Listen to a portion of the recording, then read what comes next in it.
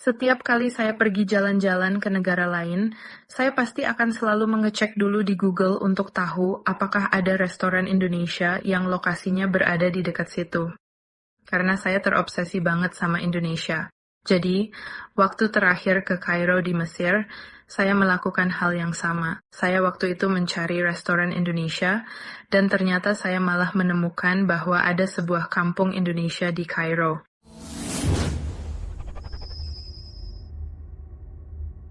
Banyak wisatawan asing datang ke Indonesia dan pulang dengan kesan yang begitu mendalam.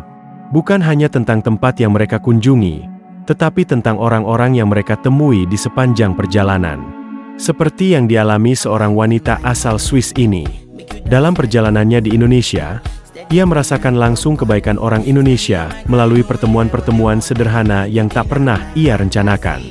Pengalaman itulah yang menurutnya menjadi kenangan yang sulit untuk dilupakan. Part 4 of Indonesians' amazing kindness. So last summer, July 2025, I went to Sumba with 3 of my friends. We decided one day to go to the waterfall called Lapopu. Lapopu? Yeah, I think that was the name.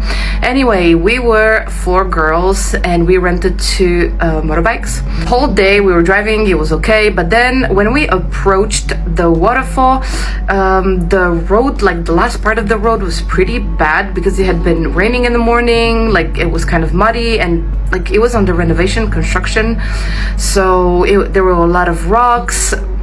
We didn't feel comfortable driving there, so we stopped right before reaching the waterfall and we were freaking out, like how are we gonna go there? We're not professional drivers, you know, and we were too scared.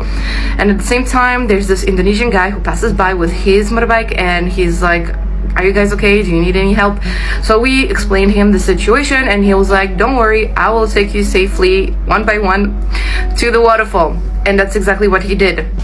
I was the first one to go, so we used my bike, he drove me, and then he took the bike, he went to pick up my friend, and then he brought her to the waterfall, and then actually he had to walk because like he had to bring my 2 other friends with their motorbike. So he walked, like thankfully it wasn't that far, you know, but still that was so kind of him. And he brought my friends too, and like he still had to go back to get his own motorbike. And thankfully for that part, there's some Indonesian guy at the waterfall who like drove him to his motorbike. But that was so kind of him, and honestly we were so grateful because that waterfall was so pretty. I'm gonna post video of it. It was amazing. Thank you so much.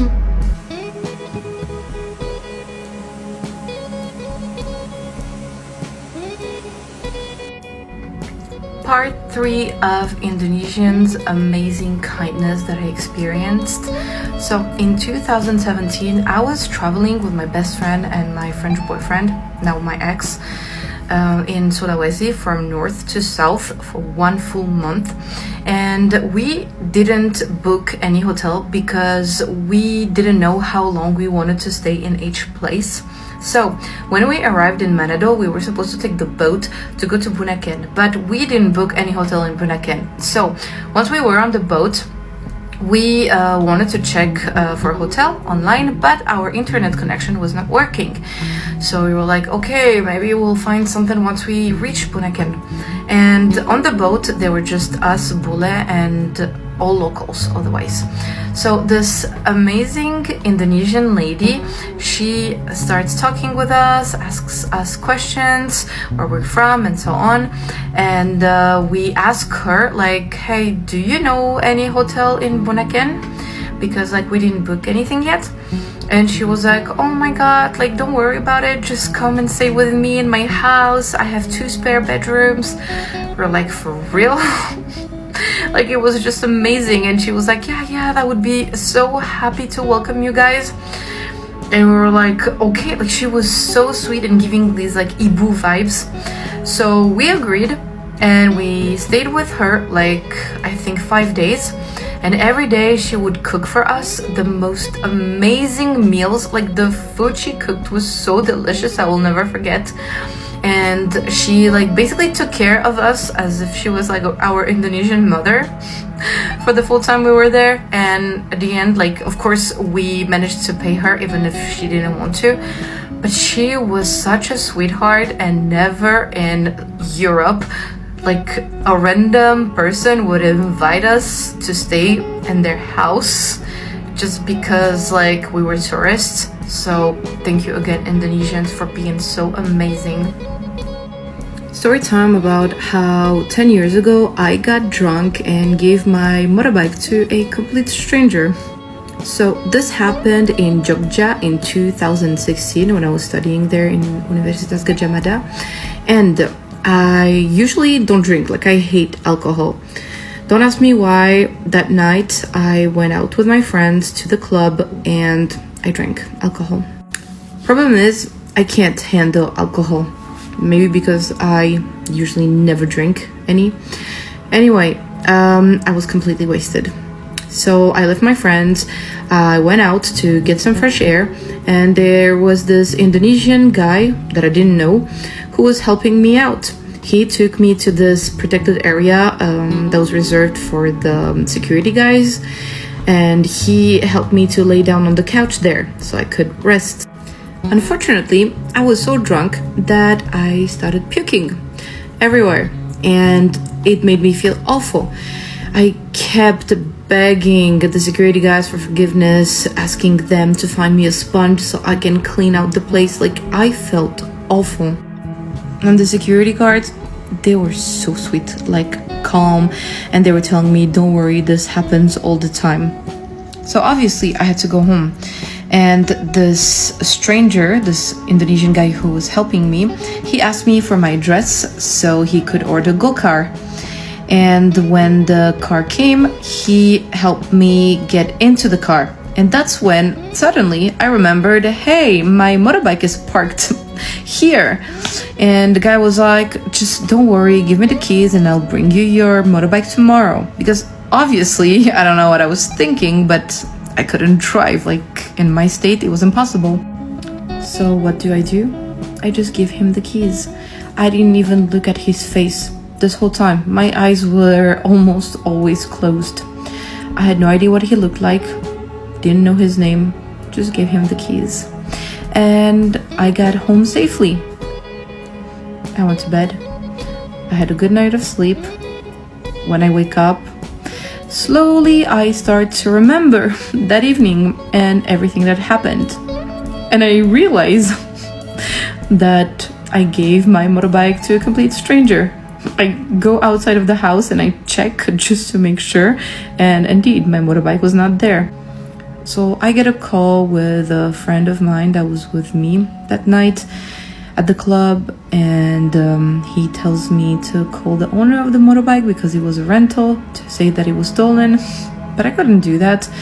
And deep down I had this thought and feeling that I always met amazing Indonesian people. Why would this time be different, you know? So I was like, I'll wait.